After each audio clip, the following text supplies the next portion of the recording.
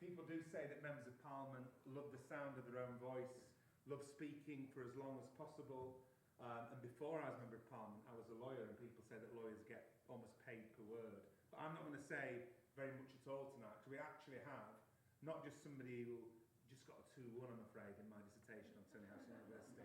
We've actually got the world-renowned expert on Tony Harrison and his work, Professor Edith Hall. I think it's so exciting that she's come to East Leeds on the megabus all the way from Durham. She was in Greece last week, in Seacroft tonight. So it really is a world tour in support of literature. I first came across the work of Tony Harrison in my first week at university. I was the first person from my family to go to university, went to Cambridge, and we found out about this poet, Tony Harrison, in the first week. Some of the students, like me, with certain politics and backgrounds, liked him. Some of the students from different backgrounds and different politics didn't like him. But the lecturer really liked that, because Tony Harrison's poetry got us discussing, got us arguing, got us thinking. And I think that Prometheus, his film poem made in 1998, in my opinion, for me, is his greatest and most powerful work. And I remember, whilst at university, reading Professor Edith Hall's essay on Prometheus and what it meant to her and her analysis of it. And when I met up with Tony, who does such a fantastic job running Chapel FM, we came up with the idea of screening Prometheus, and then maybe once a year screening a different film poem by Tony Harrison. I said, why don't we try and get Professor Edith Hall to come? It's going to be a tall order. I'm going to send her a Twitter DM and see what she says. And I sent her the Twitter DM and she agreed. Fantastic. I couldn't believe it. I was pinching myself. I think it's wonderful that we've got such a well-known left academic and authority on Greek tragedy and so much else, and authority on Tony Harrison. She's published books on Tony Harrison's work, who's going to be giving an introduction to Tony Harrison's Prometheus tonight. So let's give a big round of applause for Professor Edith Hall.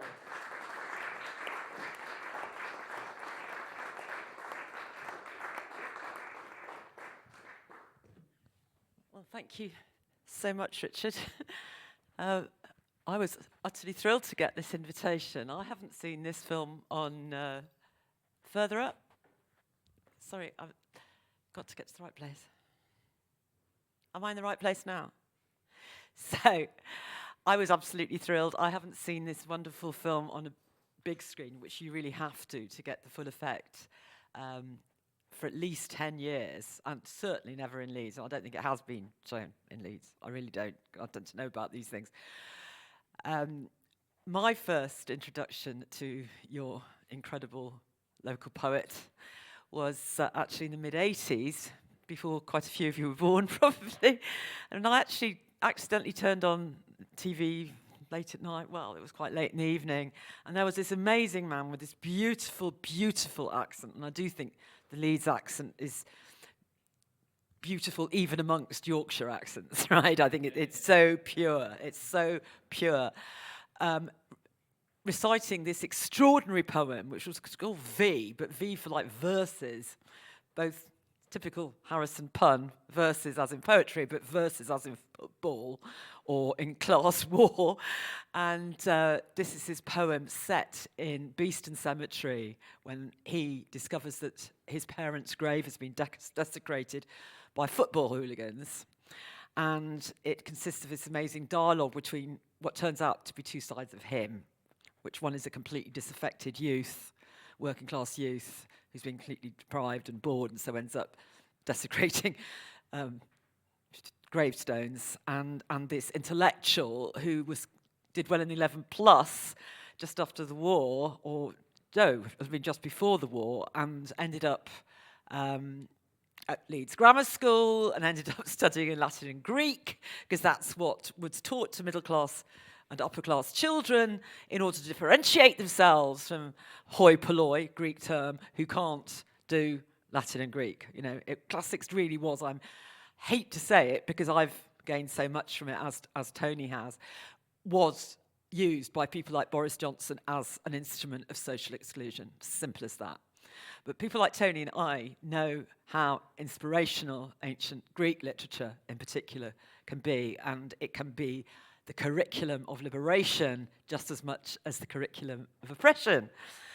Now, I didn't know then that I was going to meet Tony a little bit later when I was a consultant with the National Theatre. I often help with when they do Greek plays and things. But then when this film came out in 1998, I had met him. I thought he'd written it especially for me. I'm not kidding you. It's based on a Greek tragedy. Could we go to the next slide, please? By one of the three great Athenian, they were all Athenian, Greek tragedians, Aeschylus. He's the first of them all. He wrote the earliest plays we've got in world history, actually, first tragedies. And this is the 5th century BC. This is just after the Democratic Revolution, which gets much maligned these days because women couldn't vote and there were slaves. This is all true. However, all the free men, however poor, however working class, the rowers, the potters, the labourers, all got the vote, all right? They were the democracy. It was an incredible experiment. And the plays of that century are all written under this revolutionary democracy, and they tend to explore very political issues. Could I have the next slide, please? So Aeschylus wrote about 100 tragedies. We've got 7. One of them is called Prometheus Bound, all right? Prometheus desmotes is the word. It means literally pinioned, not just bound in ropes, like pinioned in shackles. And this play is about one of the greatest ancient Greek myths that there is. It's incredibly political. It's absolutely written for the Athenian democracy. Prometheus is the god who stole fire from the immortals to give it to humans to help them develop technologically, artistically, culturally, cook, keep warm, make metals, invent medicine, invent equipment that would allow them to farm and go to sea and all of the rest of it. And he was an absolute hero in Athens. He was worshipped in cult, Prometheus. He's a hero rather than a god himself. But he was the god of the potters and the miners and the people, the blacksmiths, right?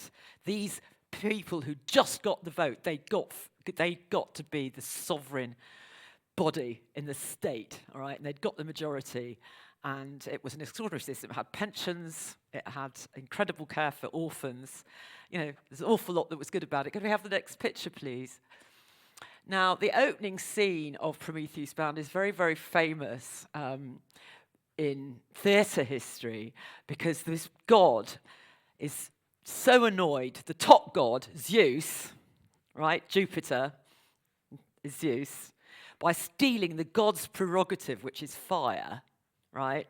So this is an incredible symbol ever after for people on the left of any kind of movement that takes away prerogatives from the rich and gives them to the poor. He became a great hero of the working classes in the 19th century. We'll see that in a bit of a minute. But Zeus punished him in ancient Greek myth.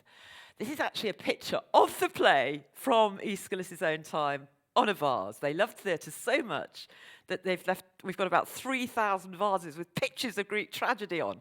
Incredible. Shakespeare scholars would give their right arm, they told me, for one picture of a Shakespeare play in action. And there you can see how the ancient actor was bound, fettered to, it's basically the Caucasus. It's a mountain in the Republic of Georgia, okay, overlooking the sort of Black Sea. And Zeus shackled him there for 1,000 years and sent an eagle to eat his liver out every day. That's the play that we've got. And actually, it just gets worse. Various people come to see him in the play. One god comes, this Greek tragedy. This little one-act plays, they're short. You can do them in an hour. And the god of the sea comes and says, please, could you just say sorry to Zeus? We can't really take this civil war. And could you try and get the fire back? Right? Could you just, and he says, I don't suck up to nobody, right? He says these incredibly revolutionary things in the play, from the rock. Io, who's been completely oppressed, she's a princess who Zeus raped. His wife was so jealous, that's Juno or Hera, that she turned the poor girl into a cow. And this actor in cow costume comes onto stage. They're both the victims, one of the patriarchal sexual oppression of Zeus, the other because he's helped the working classes, right? Mercury, Hermes comes on, who's a horrible lackey of Zeus, and comes out with all these threats and says, if you don't stop with your revolutionary talk up here on your mountain, things are going to get a lot worse. And the play simply ends with an earthquake, and he disappears into Hades, who's going to spend another 10,000 years. That's the play. Okay? Now, this play survives. I read it for my A-level. It was my A-level set text. It was Tony Harrison's, whatever the equivalent of A-level was when he did it, his set text. I was a grammar school girl. I did a vicar's daughter, but there were 4 kids. And there wasn't any money. I got, just like Tony, he was near the beginning beneficiary of the Butler Act, Education Act, went to grammar school. I was one of the very, very last. And I went to Nottingham Girls High, which was, and I did classics, and I went to Oxford.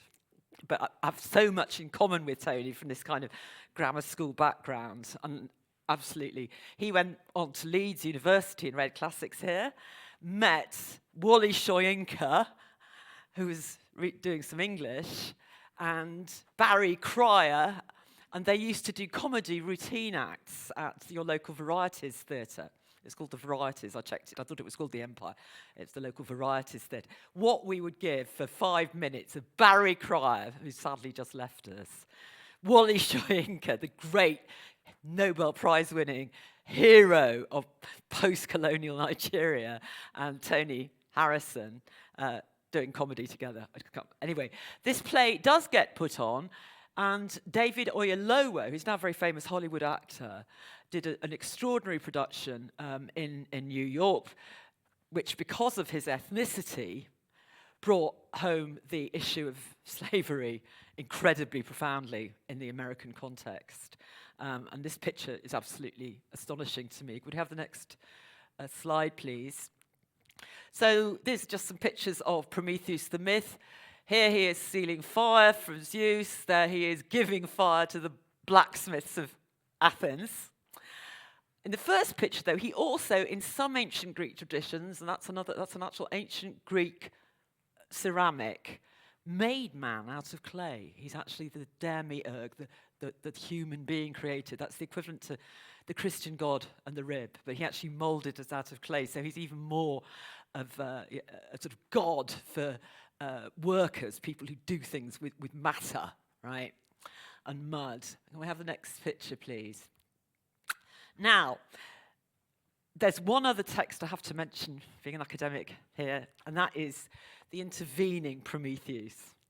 Now, Percy Bysshe Shelley, great poet of extraordinary radical poems against the Prince Regent and all the terrible things that were happening around the time of Waterloo, famines, and Peterloo, and all the rest of it, wrote an incredible sort of socialist utopian vision of liberating mankind, and took Prometheus as its hero and called it Prometheus Unbound, and it's meant to be the sort of sequel to the Aeschylean play. Shelley went to Oxford, got thrown out for atheism, but knew his Greek really well. He had read the Prometheus Bound just as Tony Harrison and I had, and he wrote this Unbound, and it's a sort of great metaphysical vision of a liberated cosmos, but with Prometheus now free from his shackles, right? And Tony Harrison very much had Prometheus Unbound in mind, but Shelley actually wrote it in the Roman ruins of the Baths of Caracalla, one of the worst tyrants, actually, in Roman history, who was particularly fond of silencing dissent. That makes it kind of all the more important for Tony, because freedom of speech to him, and you'll find this in the film very much, freedom of the poet to articulate things goes absolutely hand in hand with the struggle for economic liberation and political sovereignty of the masses. So if you ever get the little copy of the film script, which I do advise because it's got some great photographic stills in. You can get it for about £3 secondhand, honestly. The introduction to that, which is also in the Tony Harrison book of his prose works, The Inky Finger, Digit of Defiance, and it's also in his edited film volume. You can find it. It's an amazing essay on the history of Prometheus in the human imagination across all genres and media and art. And he wrote that essay sitting in that very spot in the Vase of Caracalla, identifying profoundly with this earlier progressive English poet. Other times he very much identifies with Keats, but when it comes to politics, it's always Shelley. Okay, can I have the next slide, please? The other thing he's very interested in, and so often Tony introduced me, I suppose, as the academic. He does incredible research. The Brotherton Library here has got his hundreds of notebooks he's given them that he made whenever he was doing a new play or a new poem. He's given them to Leeds free. He was offered loads of money to give them to libraries in Texas. He gave them back to Leeds. They're in the Brotherton Library. And if you're going to study Tony Harrison academically at all, you have to go there and go through the notebooks. I did. But in fact, he hadn't given, when I went to see him about this in about 1998, he hadn't given them yet to the Brotherton. I read them in his Newcastle home. And he pointed out to me that the first use of the word in any language of communist, which wasn't then a dirty word in the 1840s, was by a very devout, actually I think Methodist, called John Barmby, who started, here he uses the word communitarian, but the word communist does occur inside, a radical, revolutionary, Christian socialist journal called The Promethean. It has to be. Now, he was inspired by Shelley. We have the next slide, please. So Prometheus becomes very much part in the 19th century of political revolution. Actually, the first entrance it makes is through the abolition debates. Prometheus absolutely became adopted as the hero of anti-slavery because of all this shackling, right? And the honouring of the man who honoured work, right? And all of that. So on this side, we've actually got, this is from the 1807, the pictures come out really badly, but poems on the abolition of the slave trade. The slave trade was first abolished in 1807. The trading in slaves in the British colonies, it wasn't actually outlawed until the 1830s, but the first great Wilberforcian step was 1807. And you can see Prometheus being unshackled in some versions of the myth. Heracles doesn't have anything to do with our film, but in some versions of the myth, Heracles was the one who came and unshackled him. It's rather patronizing now because Prometheus is actually identifiably African in this engraving, and Heracles is the great white knight who comes and saves him, the sort of Wilberforce saving this poor, passive African. I mean, there are ways we can criticize the image now, but it shows where Prometheus was. And that's the amazing cover of the American Anti-Slavery Almanac, where Prometheus becomes a black mother, having her her liver pecked, her baby pecked by the eagle that represents the American government. It's incredibly inventive, I think, that one. So he comes in through slavery. Could we have the next one, please? But then Karl Marx starts identifying with him very, very profoundly over freedom of speech. So this is a Victorian painting of the Prometheus Bound, because the chorus of Prometheus Bound is actually sea nymphs, right, who feel sorry for him. They actually come up, in the Greek tragedy, they are sea nymphs, Nereids. The Germans immediately decided they were Rhine maidens. Of course, why wouldn't you? And this sort of painting occurred. And they're not naked in Greek tragedy. They're always naked in Victorian art because the Greeks were a way to allow you to look at naked ladies. It's annoying, but there you go. But when Karl Marx's Rheinische Zeitung was shut down by the Kaiser for fomenting revolution in the 1840s, this is the lithograph that Karl Marx commissioned. So he is Prometheus, chained to his printing press and silence. So because of this famous lithograph, all of socialist, Marxist, communist revolutionaries sort of all over the world started seeing Prometheus as the great hero for them. And the film you're about to watch is very much about that. Can we have one more slide, please? We're near the end now. Now, this is my favourite couplet from the film. One thing about Tony Harrison's poetry is just these incredibly memorable rhyming couplets. They really stick in the brain. They're like friends to me. They float up to me. My favourite in this whole film is actually, them were the days when women smoked in negligees. It's just fantastic. Smoking in this movie is used as a symbol of the terrible position of the working class between oppression and liberation. It brings great joy and comfort to the old man who is Prometheus, played brilliantly by Walter Sparrow, but it's killing him, right? So it's this like class identifier of the fag, right? Which is sort of also fired, but it's killing him because he can't get out of his oppressed position, right? Tony Harrison actually hates smoking. He has never smoked, and he got some silly flack for promoting smoking. You will see at the end how daft that was. I mean, this is like accusing Richard Burgon of being pro-Putin. I'm sorry. It's just, it's that kind of utter confusion with what's actually going on. But my probably actual favourite couplet is this one. Fire and poetry, two great powers that make this so-called God's world ours. And I haven't got a Leeds accent, but you can see that to get powers to rhyme with hours, you've got to do it properly.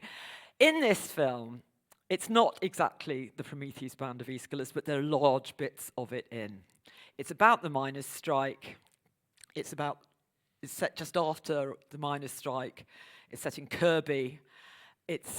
Prometheus is an old miner who will not, despite the failure of the strike, despite the absolute crushing of the working class by Margaret Thatcher and the Coal Board, despite the end of the, appallingly corrupted Soviet, but the end of any kind of dream of socialism for the world in 1989.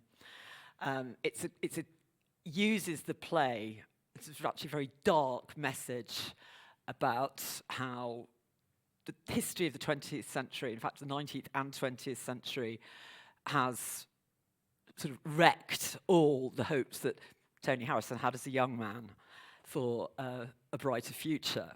So it takes us, Prometheus is the old miner, and he spends most of the time actually in a cinema that Tony actually found in Nottingley, a dilapidated cinema that was about to be, so there's a lot of play with the screen. Film buffs love it, film experts love this film, partly because of this sort of cinematic stuff that goes on, but also because it's verse cut absolutely to visual shot. It was absolutely pioneering. You'll see how the verse and the visual medium, it's edited as a poem. It is a film poem. And they're much studied by very, very adventurous avant-garde cinema studies departments for that sort of reason. But it moves us from a family with a little boy who's learning Greek at school, and his mining father who thinks this is ridiculous. He's anti-education, he's anti-culture, he's anti-intellectual. A whole range of different and difficult positions of sort of working class ideas are brought in. But eventually, the miners, the Nereids, the nymphs come in as women in a fish canning factory on the Humber. Okay, so it sort of gets translated into real scenarios. The harp of Orpheus is the Humber Bridge. It's an amazing scene. That's one of my favourite, when you see the chorus floating down the barge, down the river. But basically, the miners actually get melted down. Like the labour, it's a Marxist sort of parable about how bullion, human labour gets crystallised into capital. Okay, you actually see the miners being melted. And this great golden statue of Prometheus arises. So it's a sort of bit magical realism. And this statue then travels all across the devastated, polluted wreckage that is Eastern Europe after 1989, right? And it ends up in Greece, and it's incredibly sad. Io, the cowgirl, is actually the little boy's mum. She literally gets treated like a cow and ends up in a concentration camp being liquidated. She was played by Fern Smith, who's actually a passionate vegan and played this part of what is it actually like to be put on a cattle truck as a human, but as how cattle are treated. You'll see, I know it sounds a bit, you'll get it when you watch it. Okay, so it's surreal, it merges between realism and surrealism. It's incredibly sad. It's a howling lament in 1998 for what has happened to not just the British, but the world labour movement, but grafted onto this very powerful ancient Greek tragedy. The actor, apart from Walter Sparrow, who died shortly after of lung cancer, smoked like a chimney, who is this amazing, defiant old miner, the standout actor is Michael Feast, who plays Mercury, that's Hermes, the oppressive messenger of Zeus, with such vicious cut glass, Bullingdon Club Oxford accent. It is terrifying. And he gets some of the most amazing moments. Just say before the end, it was made on a budget of £1.5 million, and it shows, but it's part of its charm. It has, they had to work so hard physically. He had an amazing cameraman, Alistair Cameron, the cameraman, who went up on the top of, cooling towers in power stations, like personally, to do this filming. He had Richard Blackford did the music for practically nothing. He had Jocelyn Herbert, his best friend, do the masks, especially of the Nereids, the sea nymphs, for practically nothing. But it does show, but I find that part of its authenticity. This is not something that is saved, has to be saved by cheap production values, because the verse, the concept, and the art are so perfect, so I'll end there.